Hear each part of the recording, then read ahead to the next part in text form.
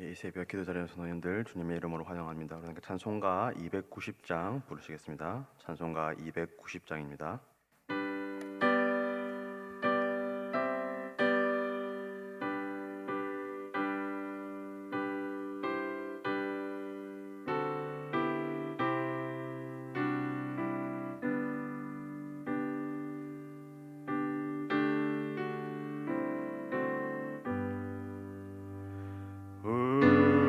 우리는 주님을 늘 배반하나 내 주 예수 여전히 날 부르사 그 참되신 사랑을 베푸시나니 내 형제여 주님을 곧 따르라.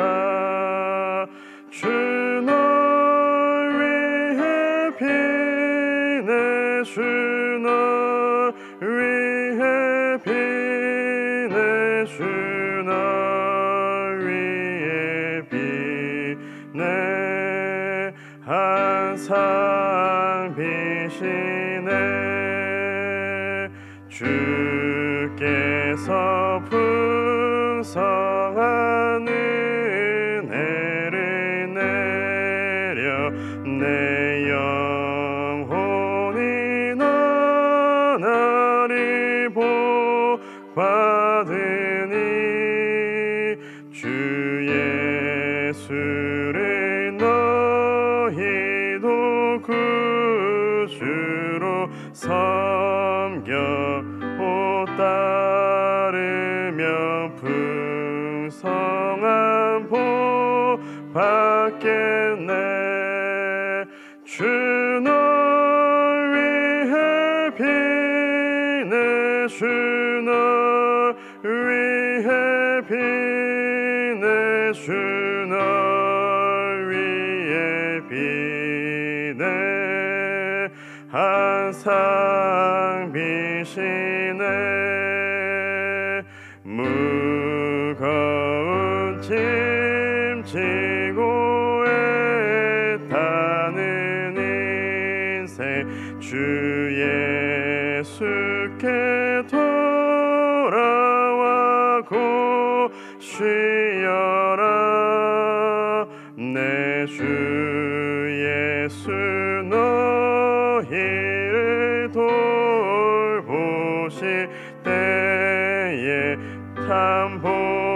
탐복락과 안위가 넘치겠네.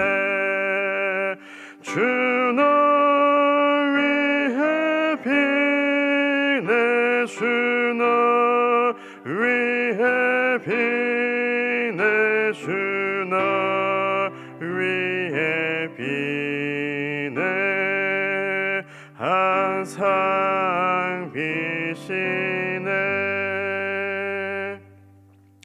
아멘. 이 새벽 오늘 말씀 사무엘하 3장 22절에서 39절까지의 말씀입니다. 구약성경 467쪽 사무엘하 3장 22절부터 마지막 39절까지의 말씀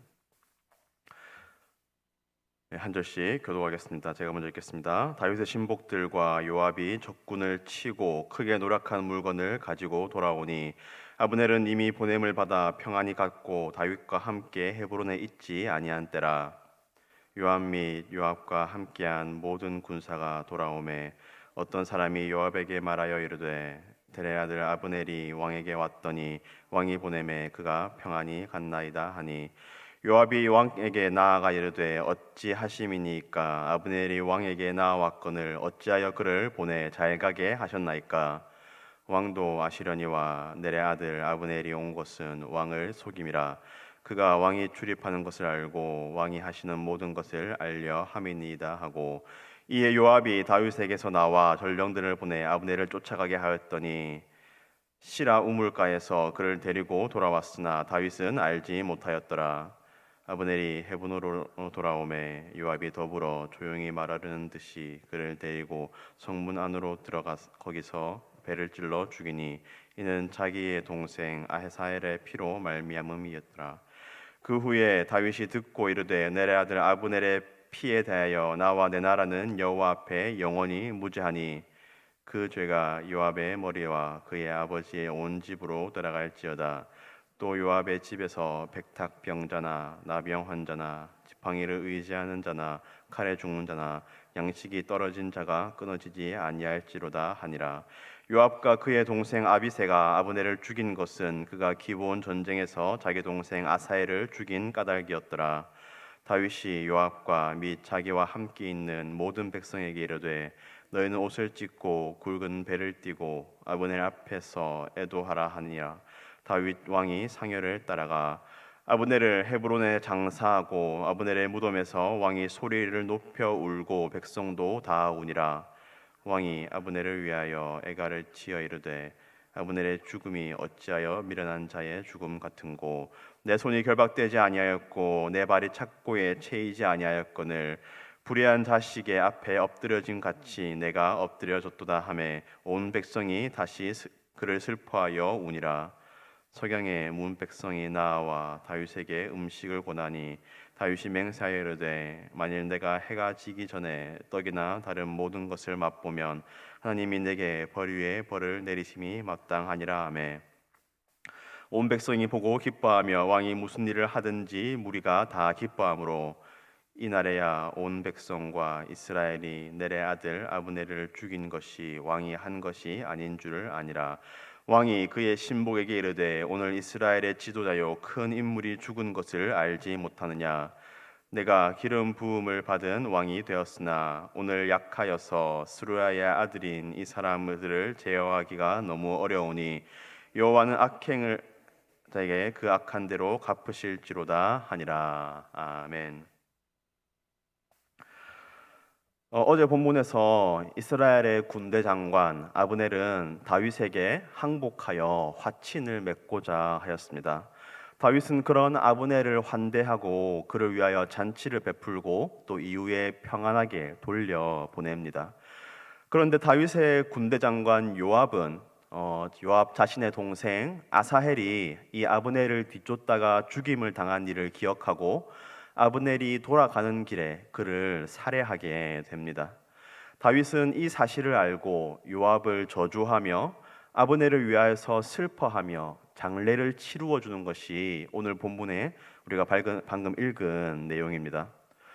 혹시 여러분 중에 무협 소설을 좀 읽어보신 분이 있을지 모르겠습니다. 무협 소설을 보면 자주 등장하는 이야기 중에 하나가 주인공이 어린 시절에 어떤 사람에 의하여서 주인공의 가문이 멸망하게 되고 어린 주인공만 살아남아서 복수의 칼을 가는 그런 내용입니다.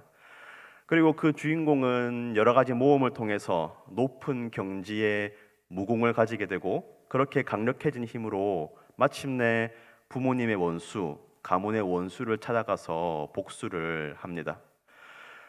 그래서 그런 소설을 읽는 사람들은 통쾌함을 느끼기도 합니다. 그런데 무협 소설은 그렇게 끝이 나지만 현실은 그렇지가 않습니다.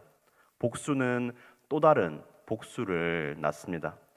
현실의 역사를 보아도 나라와 나라 사이에, 집단과 집단 사이에, 가문과 가문 사이에 그러한 복수의 연쇄 반응이 끊이지 않는 것을 보게 됩니다.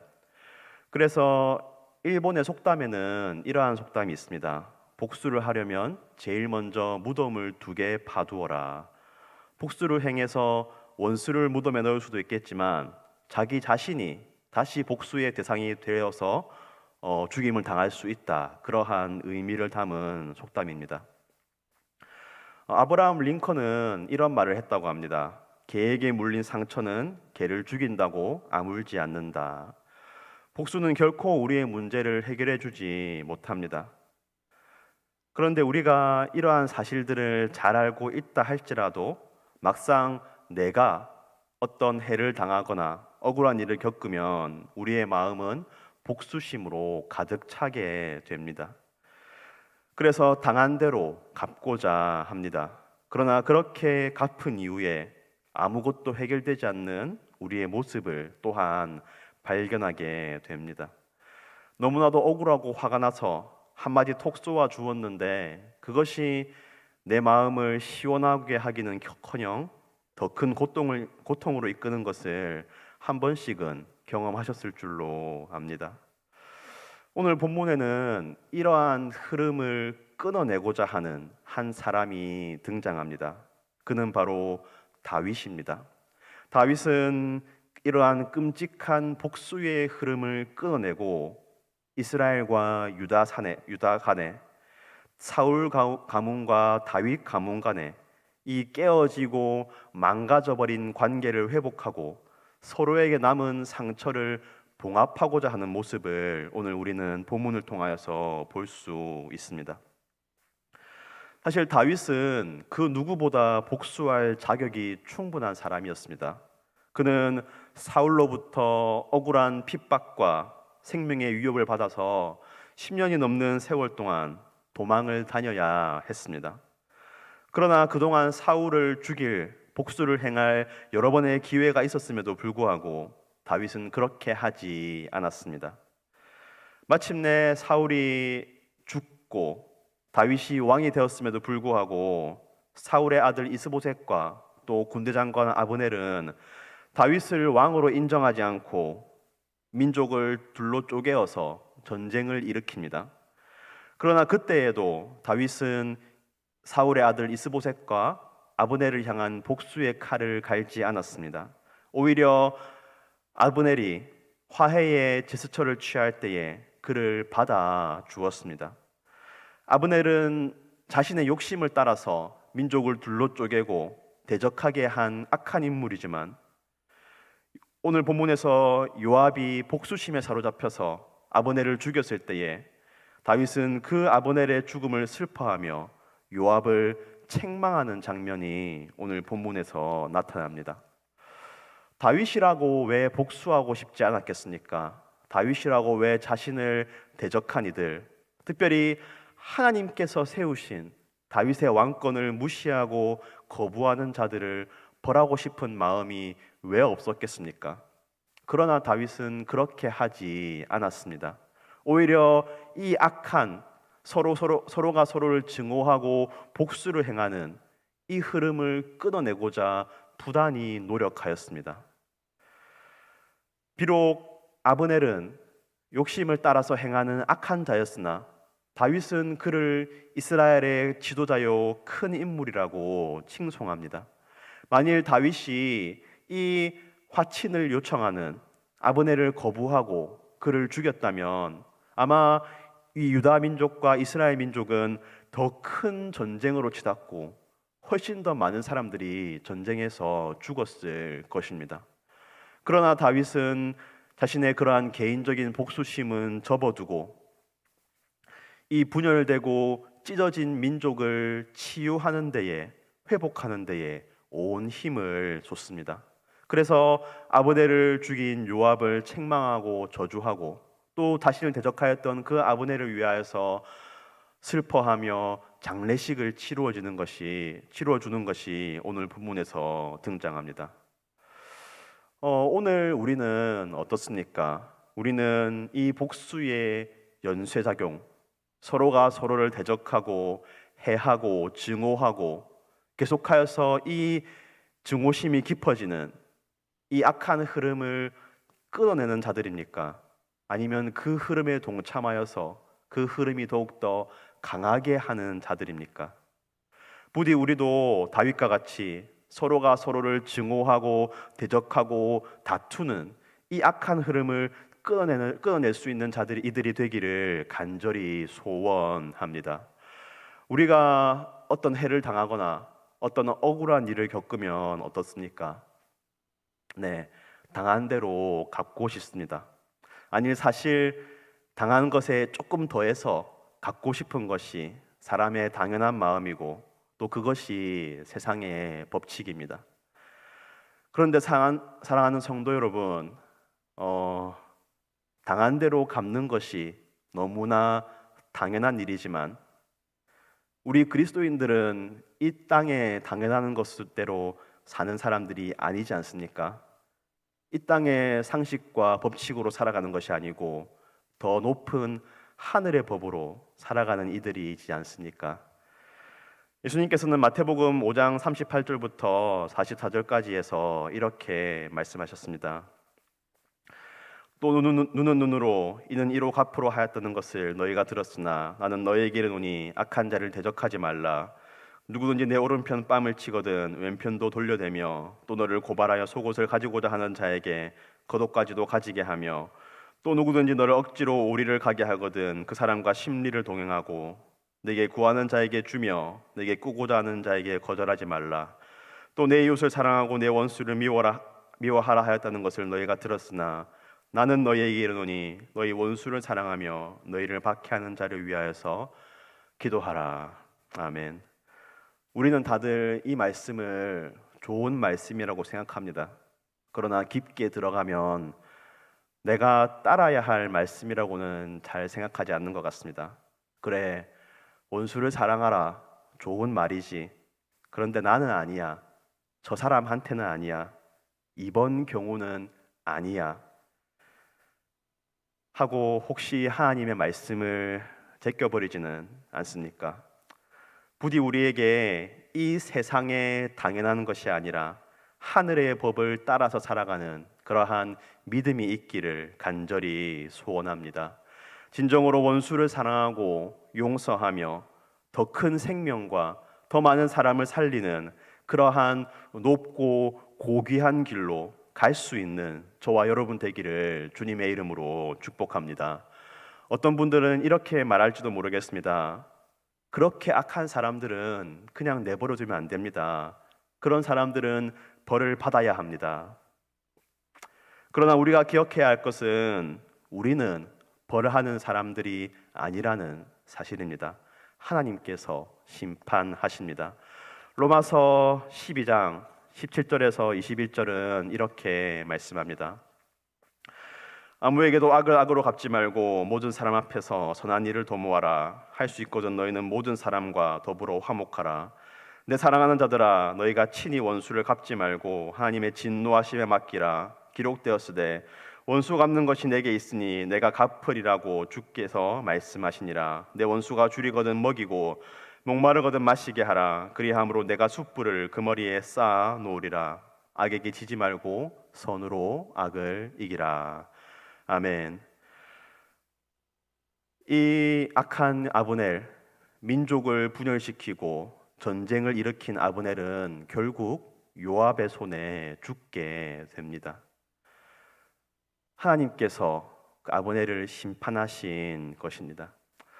그리고 또한 그렇게 복수심에 사로잡혀서 아브넬을 죽인 요압 또한 그가 점점 파멸의 길로 가는 것을 우리는 계속되는 사무엘하의 말씀을 통하여서 보게 될 것입니다. 부디 우리에게 이 하나님의 법, 생명의 법, 사랑의 법을 따라서 살아갈 수 있는 그러한 굳센 믿음이 있기를 주님의 이름으로 축복합니다. 때로는 우리가 억울하고 우리의 마음이 무너지는 것 같고 때로는 내가 죽는 것 같은 그러한 고통과 아픔이 있다 할지라도 우리를 용서하시고 우리를 사랑하시는 그 주님의 사랑을 기억하며 또한 오늘 본문에서 다윗의 모습, 비록 자신의 그런 억울함과 개인적인 복수심도 있겠지만 그것을 제쳐두고 민족을 치유하며 많은 사람의 생명을 살리는 데에 마음을 쏟았던 이 다윗의 모습을 기억하며 우리도 그러한 높고 고귀하고 생명의 길을 갈 수 있는 우리 모두가 되기를 주님의 이름으로 축복합니다. 기도하겠습니다. 하나님 아버지, 오늘 말씀을 통하여서 서로가 서로를 증오하고 서로가 서로를 행하고 서로에 대한 그런 악한 마음이 더욱더 깊어져가는 그러한 악한 흐름을 끊어내고자 하는 다윗의 모습을 보았습니다. 다윗은 충분히 복수할 만한 이유가 많이 있었고 그는 정말로 억울하고 또 비통한 일을 많이 겪었음에도 불구하고 더 많은 이들의 생명을 살리고 전쟁을 그치고자 하여 아브넬을 받아주고 또 그 아브넬이 죽임을 당하였을 때에 그를 위하여서 슬퍼하고 장례를 치루어주는 다윗의 모습을 통하여서 우리 하나님 아버지의 마음을 다시 한번 생각해 보게 됩니다.